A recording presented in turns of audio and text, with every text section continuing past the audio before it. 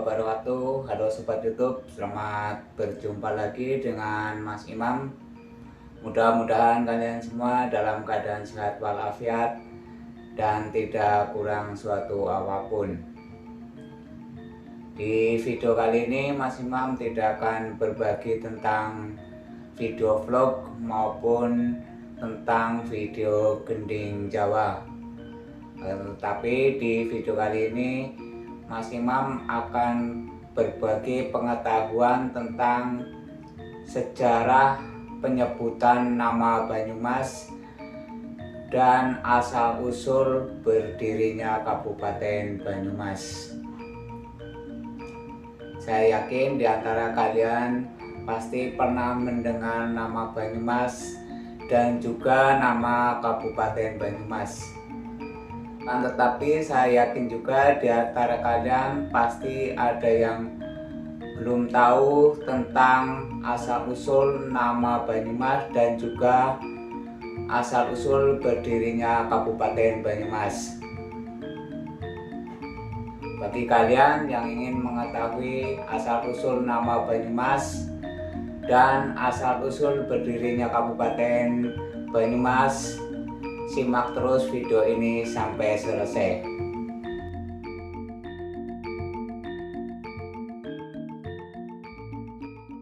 Sebelum ke asal-usul berdirinya Kabupaten Banyumas, Mas Imam akan terlebih dahulu memberikan pengetahuan tentang asal-usul nama Banyumas.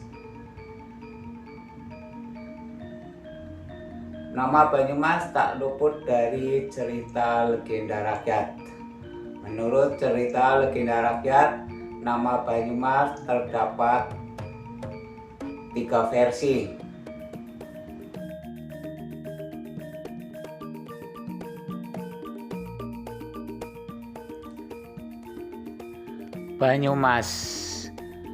Banyumas merupakan salah satu daerah kabupaten yang berada di Jawa Tengah yang letaknya di sebelah selatan Gunung Slamet.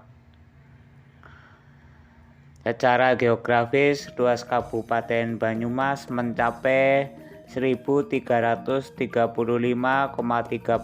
km persegi yang terbagi menjadi 27 kecamatan, 30 kelurahan, dan 301 desa.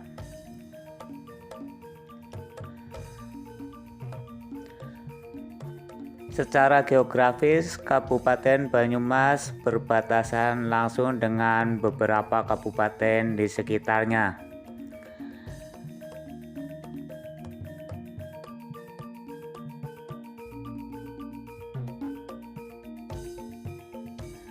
Di sebelah utara berbatasan dengan Kabupaten Brebes.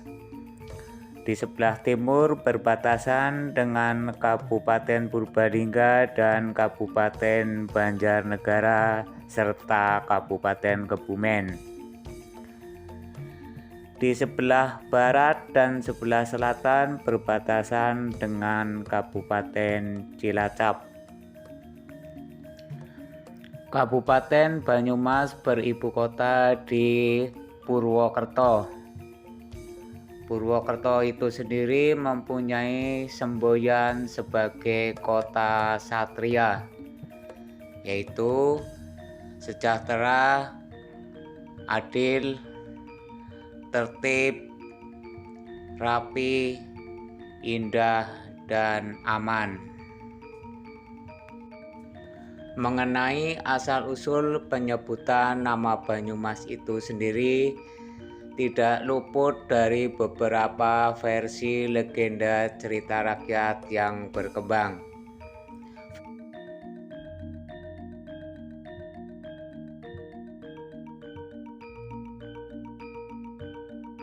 Versi yang pertama yaitu Banyumas berasal dari kata banyu yang berarti air dan mas yang berarti emas.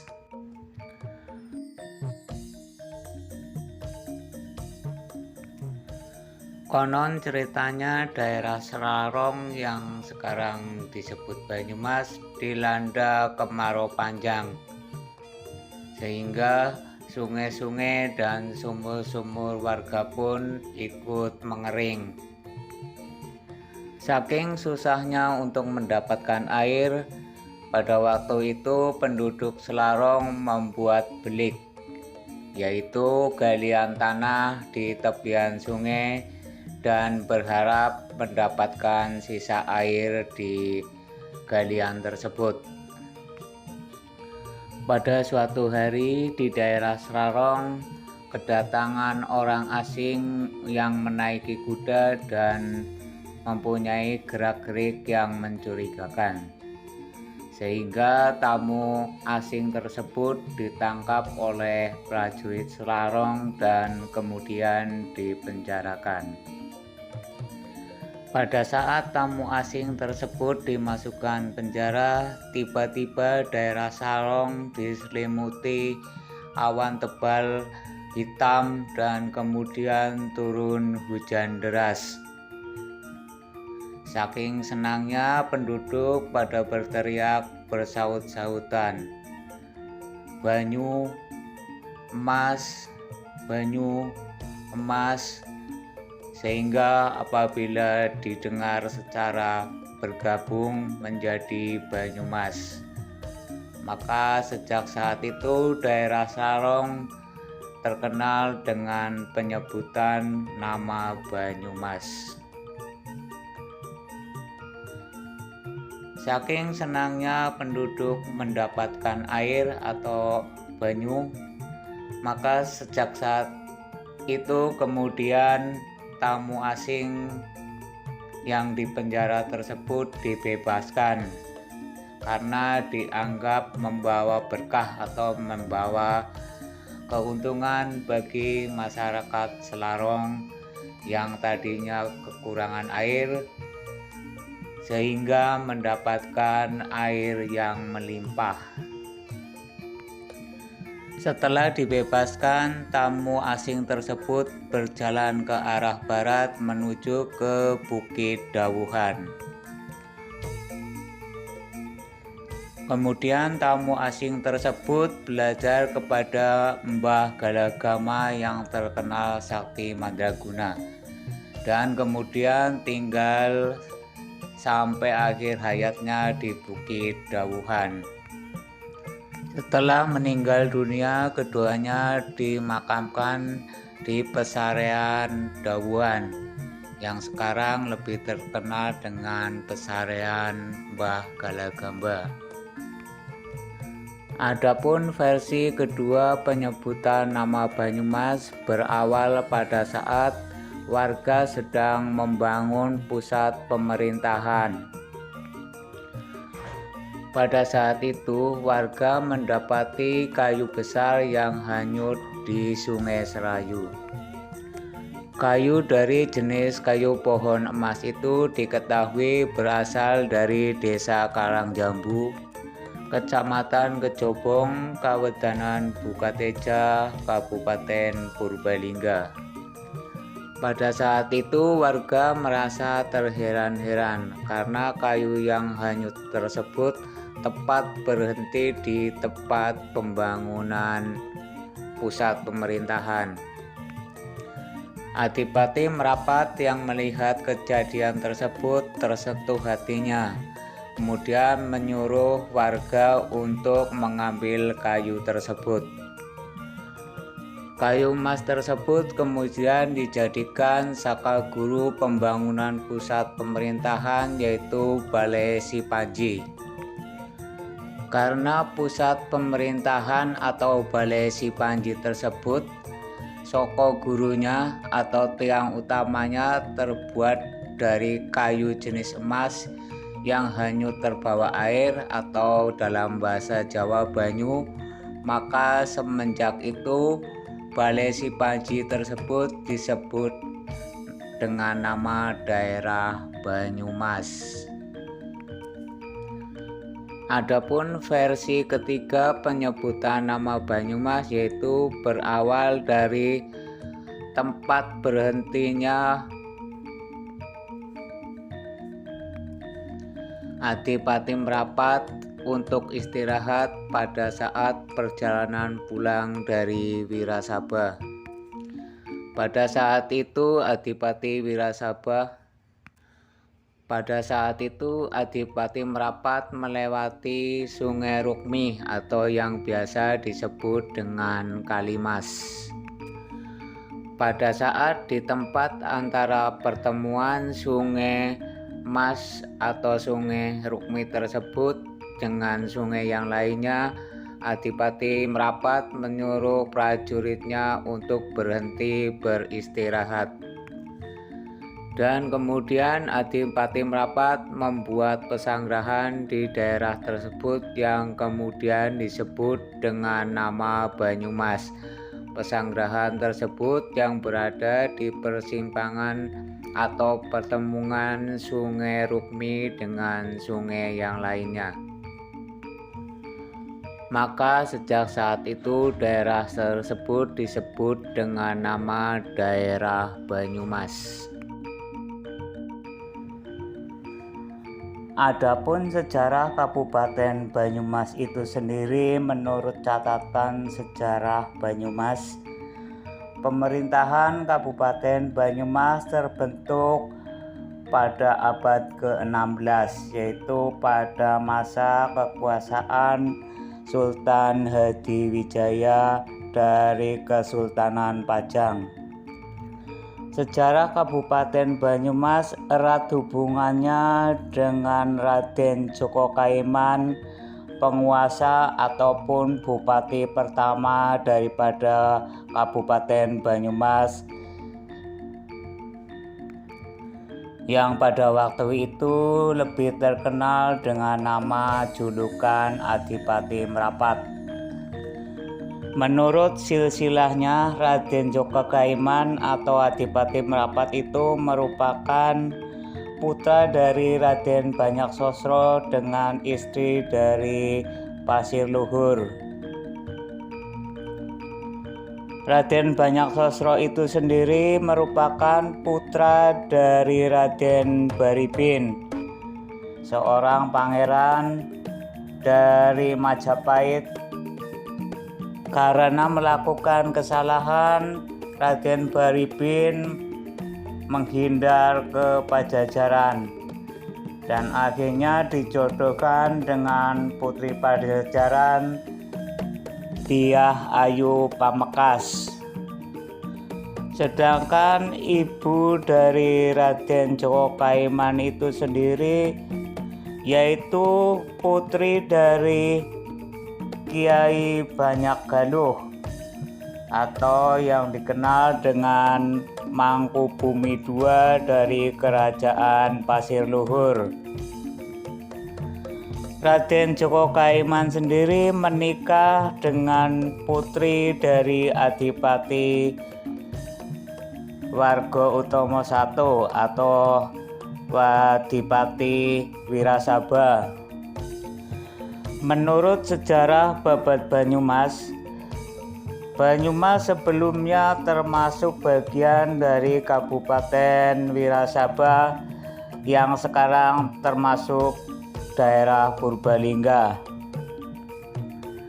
Menurut cerita, suatu saat terjadi kesalahpahaman antara Adipati Warga-Utomo I yang pada saat itu sebagai penguasa Wirasaba dengan utusan dari Pajang, yaitu utusan dari Sultan Hadiwijaya, sehingga membuat Raden Warga-Utomo I terbunuh pada tahun 1578 Masehi. Raden Warga-Utomo I terbunuh pada saat pulang dari Pisowanan ke Pajajaran di Desa Bahar, Kecamatan Luwana, Kabupaten Purworejo. Untuk menebus kesalahan tersebut, Sultan Hadiwijaya dari Padang bermaksud memanggil putra dari Adipati Wirasaba. Karena tidak ada yang berani, maka Raden Djoko Kaimannlah yang merupakan menantu daripada Adipati Wirasaba berangkat menghadap ke Sultan Pajang. Tidak disangka malahan Raden Djoko Kaiman dikukuhkan sebagai penguasa Wirasaba berikutnya. Sejak saat itu Raden Djoko Kaiman dinobatkan atau dikukuhkan sebagai Adipati Wirasaba untuk menggantikan Adipati Wirasaba VI yang mati terbunuh pada saat pulang dari Pajang. Raden Djoko Kaiman diangkat menjadi Adipati Wirasaba ke-7 dengan gelar Adipati Warga Utomo II. Meskipun Raden Djoko Kaiman sudah diberikan kekuasaan penuh di wilayah Wirasaba, namun Raden Djoko Kaiman mempunyai hati yang berjiwa besar, sehingga atas persetujuan dari Sultan Pajang, Raden Djoko Kaiman membagi wilayah Wirasaba menjadi 4 bagian. Yang 3 bagian diberikan kepada saudara-saudara iparnya, sedangkan yang 1 bagian dipegang sendiri atau dikuasai sendiri oleh Raden Djoko Kaiman. Adapun pembagian Wirasaba untuk saudara ipar dari Djoko Kaiman yaitu Banjar Pertambakan yang sekarang sebagai Kabupaten Banjarnegara diberikan kepada Kiai Ngabei Wirayuda. Sedangkan bagian yang kedua yaitu wilayah Merten diberikan kepada Kiai Ngabei Wirakusuma. Dan yang bagian ketiga yaitu wilayah Wirasaba yang sekarang lebih terkenal dengan Purbalingga dibagikan kepada iparnya yang lain yaitu Raden Ngabei